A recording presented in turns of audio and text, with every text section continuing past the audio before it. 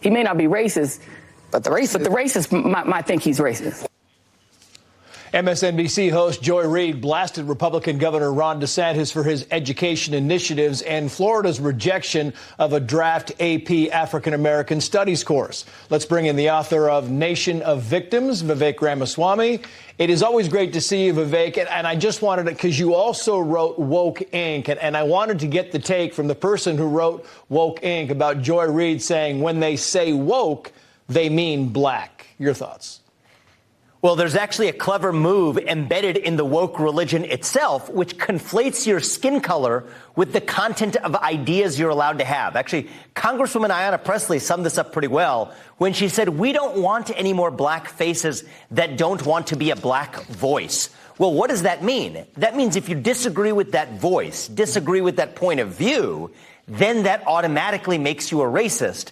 And there's, of course, no greater condemnation in modern America than to be called a racist, which is what creates this culture of fear. So I applaud Governor DeSantis, and I applaud everyone across the country who is nonetheless standing up to this woke religion. Thankfully, since I wrote Woke Inc., that's actually become more of a trend in this country, which I'm proud of. And I think that ultimately decimates this culture of fear and liberates us from this religion. Which kind of segues into disinformation. And there is the Global Disinformation Index. Now, the State Department is inadvertently bankrolling this to the tune of like $330,000, right? They are monitoring groups. They are targeting media outlets, mostly conservative media outlets. I want to put this on the screen. This is what they call the GFI riskiest sites. The New York Post, Reason Magazine, Real Clear Politics, The Daily Wire, and The Federalist. And the fact that the government is inadvertently funding this has got to say something to you, Vivek. It says that the real censorship culture we've created in this country starts in part with the government. And in this case, it may have been inadvertent, as you put it there, but in many cases, it is explicit. Government effectively pressuring private companies, including technology companies and others, to censor political speech that the government could not censor directly. That is a backdoor violation. I think if it is state action in disguise, the Constitution still applies. It is a shame that federal bureaucracies are using private parties to do what the government couldn't do anyway, effectively the government's dirty work. And in the same way that Elon Musk released what he called the Twitter files, which I think was a great move that he made upon taking over Twitter, I think the next U.S. president should release the state action files, which is any time a government agency or government actor has pressured a private actor or a private company to do something that the government couldn't do directly, the public deserves to see that. And I'm glad for whoever wrote this story. It was good investigative work to highlight this government funding of effectively private sector censorship. Yeah, we've been talking for several days now, Vivek, about this train derailment and the massive chemical leak and fire in East Palestine, Pennsylvania. And the Transportation Secretary, Pete Buttigieg, said this about that today. Watch.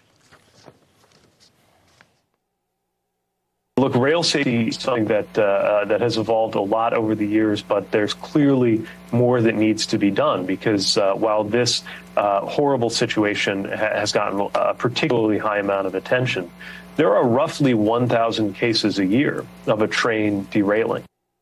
Particularly high amount of attention because this happens 2-3 times a day, Vivek. I mean, it's unbelievable that he said that out loud. This is appalling. I mean, look at what the people in this town and this community are going through.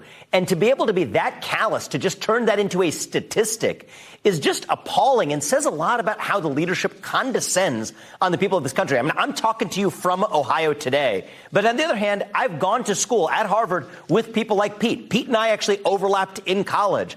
And I will just tell you the dirty little secret is this, okay? People in other parts of the country do not take something like this as seriously when it happens in flyover country like Ohio. If this had happened in New York City or Washington, D.C., this would be a very different story in terms of national media attention, in terms of attention from our government leaders. And the fact that he's even implying that this has gotten too much attention because it's just another statistic, I think reveals exactly why people in that town of East Palestine do not trust the leaders who are in charge because they've been given no reason to trust them.